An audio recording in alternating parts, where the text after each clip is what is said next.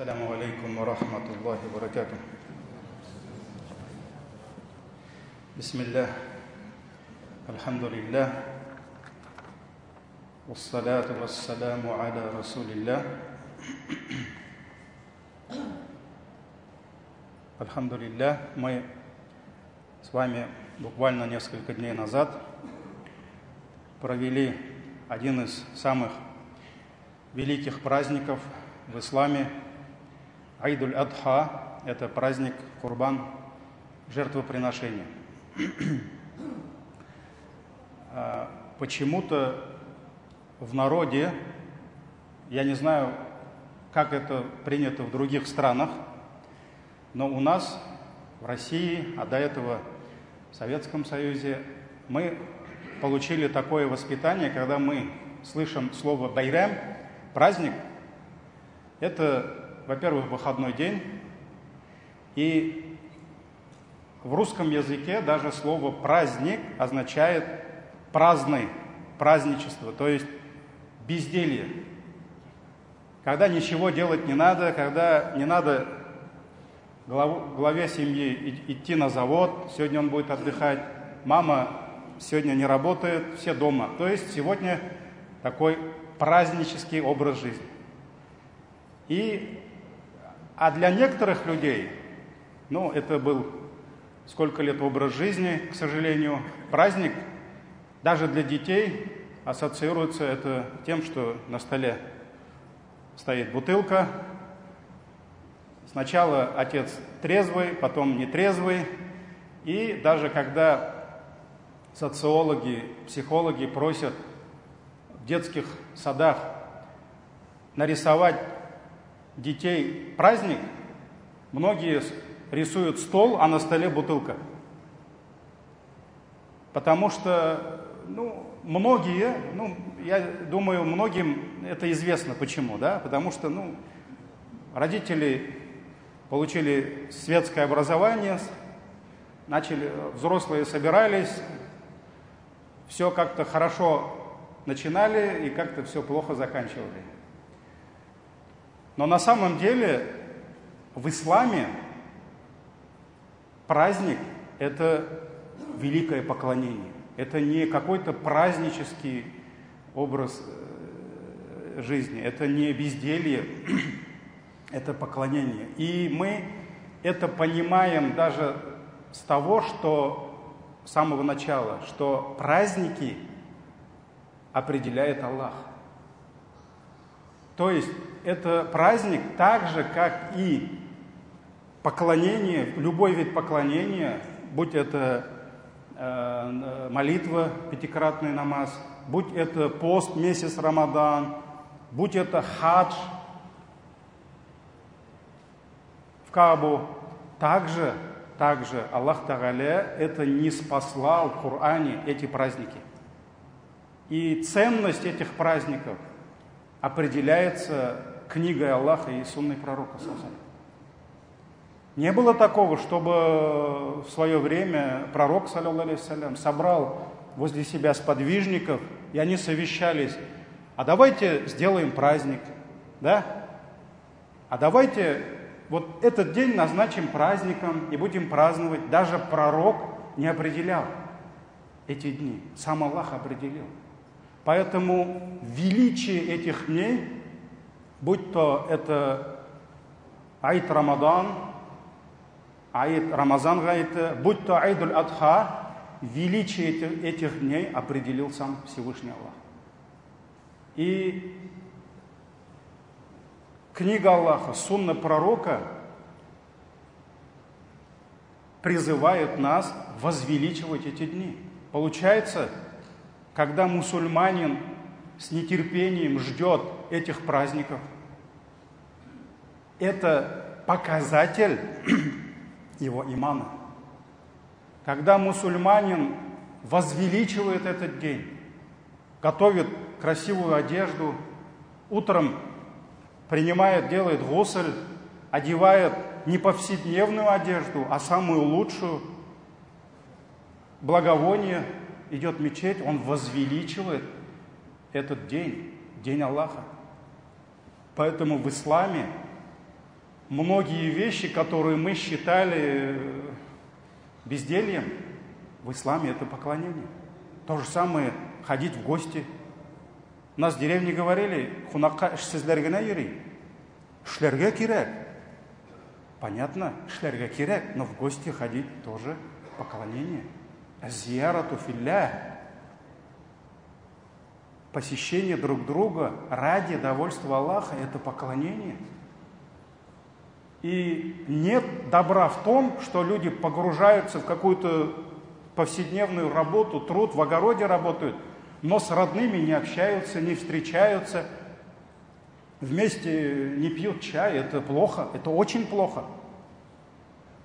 И где благо больше, бахшада шлявдамы или посетить свою родную тетю, которую ты давно уже не посещал. Поэтому надо планировать, и работа нужна. Это не религия лентяев, это религия труда, усердия, но в то же время, да, пришло время намаза, мы оставляем труд. Надо посетить больного, мы оставляем все дела. Надо посетить родных, поэтому здесь то же самое. Это праздник Аллаха. И возвеличивание праздника Аллаха – показатель нашей богобоязненности. Потому что мечеть, минарет, азан, Коран, чтение Корана,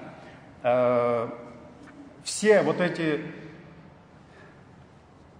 знамена, которые показывают ислам, это все называется шааируллах. Шааир, то есть это знамена Аллаха. И Аллах говорит: «Залика ваман юаззим шааир Аллахи, фаиннаха мин такваль кулуб».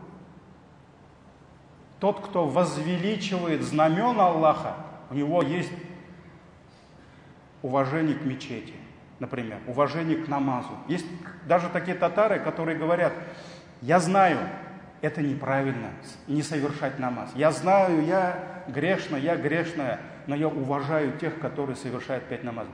То есть в этом человеке есть надежда, потому что у него есть уважение к религии, уважение к намазу, уважение к Корану, уважение к законам Аллаха, к харамам, то есть границам Аллаха. И Аллах говорит: тот, кто возвеличивает знамена Аллаха, «Залика мин такваль кулуб». Это что? Это показывает богобоязненность их сердец. Поэтому возвеличивать дни Аллаха, первые 10 дней Зуль-Хиджа, Арафа, 10-й день, Ашура, скоро будет, да? Это признак богобоязненности. И вот за каждое знамя, дорогие братья, мы должны бороться. И вот сегодня праздники, чтобы организовывать праздники на уровне не просто какой-то мечети, да? Там братья собрались, там плов поели, да? Во дворе что-то там дети поиграли и все. Нет, дорогие братья. Сегодня мы живем в то время, в той стране и в той республике, в том городе, когда мы не должны закрываться у себя в мечети или во дворе мечети и втихаря праздновать там, боясь всего, там, ой, главное, чтобы нас не видели. Там. Было такое время, 80 лет. Вот некоторые хазратлер еще живы, они рассказывают, как в Новый год они собирались якобы праздновать Новый год, но всю ночь читали Коран. Потому что им не давали даже собраться вместе. Ну, там были везде службы, КГБ, еще кто-то, да? И они следили за этим. Ну, альхамдулилля, наверное, благо в том, что службисты тоже праздновали Новый год, наверное, да? И вот они этим пользовались. Мы, говорит, до утра сидели вместе, Коран читали. Женщины там, мужчины там. Им не давали совершать праздничные намазы. Во многих деревнях они шли на кладбище. Ну, не в само кладбище, а рядом с кладбищем они совершали там прямо без никаких условий. Вот такого, чтобы там гаишники нам дороги закрывали, да, парковки делали, полицейские там безопасность обеспечивали. Такого не было. Они все делали втихаря, тайком, боясь всего. Нет, альхамдулилля, эти времена прошли. И вот праздники сегодня мы делаем на уровне города, на уровне районов, альхамдулилля. И вот 6-7 лет назад мы собрались и попробовали сделать праздник во дворе мечети. Нам понравилось. Но потом мы задали себе вопрос, а почему во дворе? Почему мы какие-то обиженные, угнетенные, что ли? Мы такие же граждане этой прекрасной страны. Мы такие же люди, и нам нужен праздник на уровне города. Мы попросили один из самых маленьких парков, это вот Калейдоскоп, кто там на Сыртланово живет, да, и сделали на 1000 человек праздник, попробовали. Конечно, во дворе мечети на 1000 не сделаешь, но в парке мы это сделали.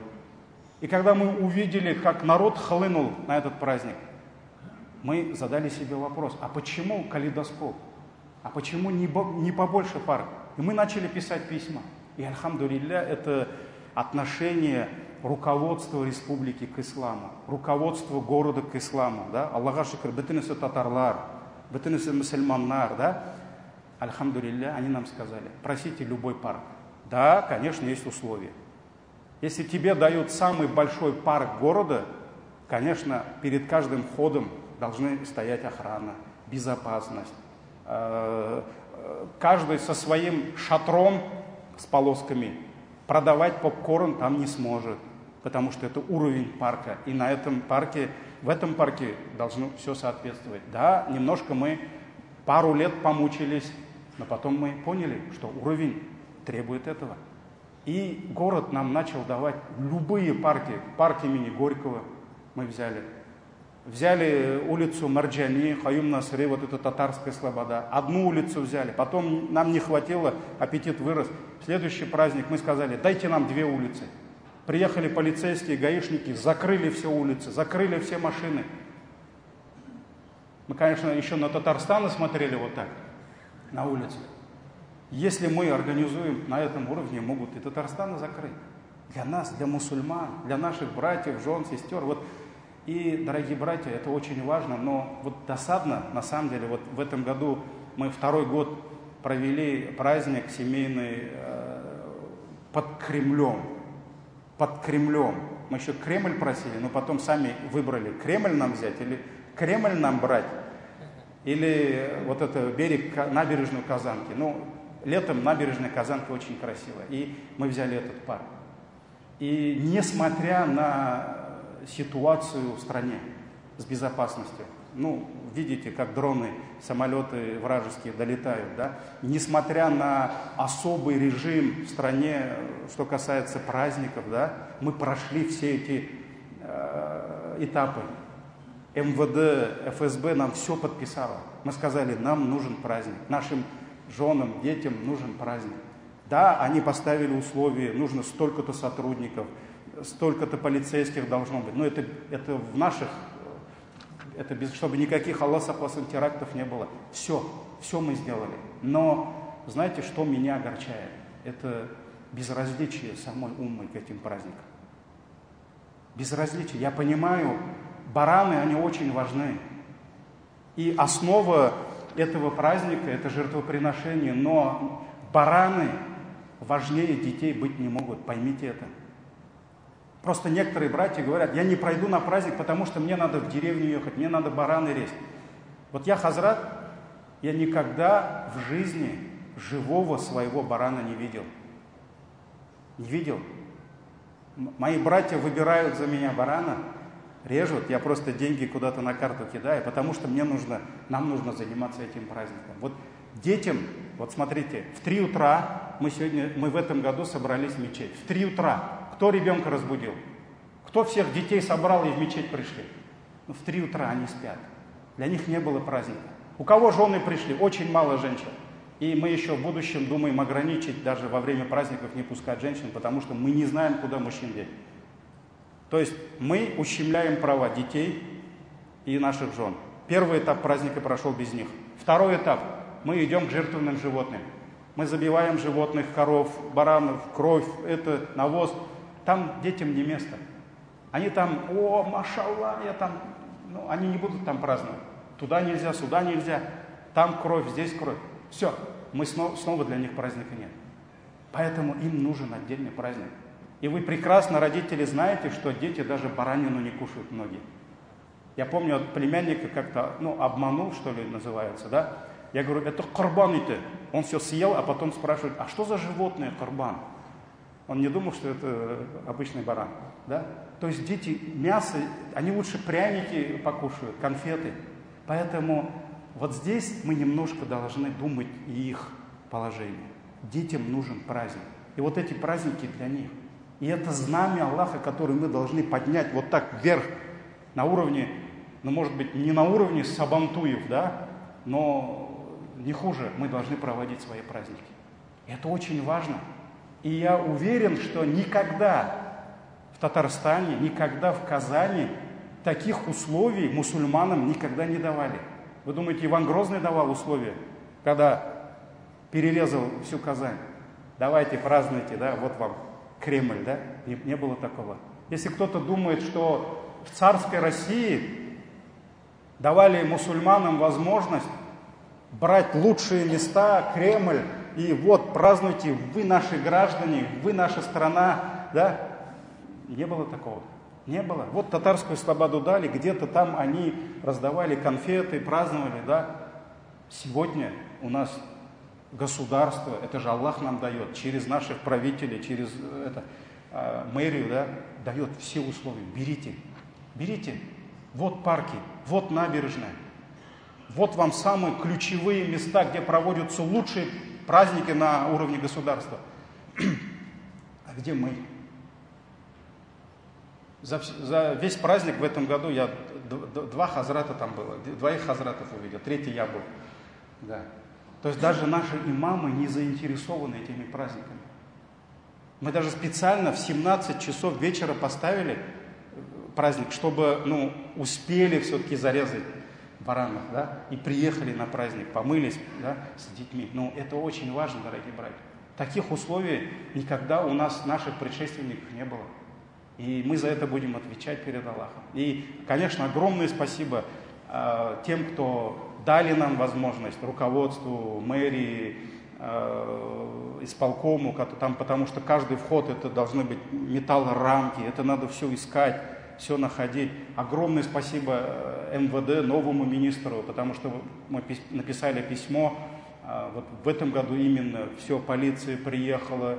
Если до этого многие говорили, давайте ЧОП сами нанимайте, а ЧОП это же пенсионеры. У них ни пистолетов, ничего нет, они просто бабайляр стоят. Сюда нельзя, туда нельзя. Там.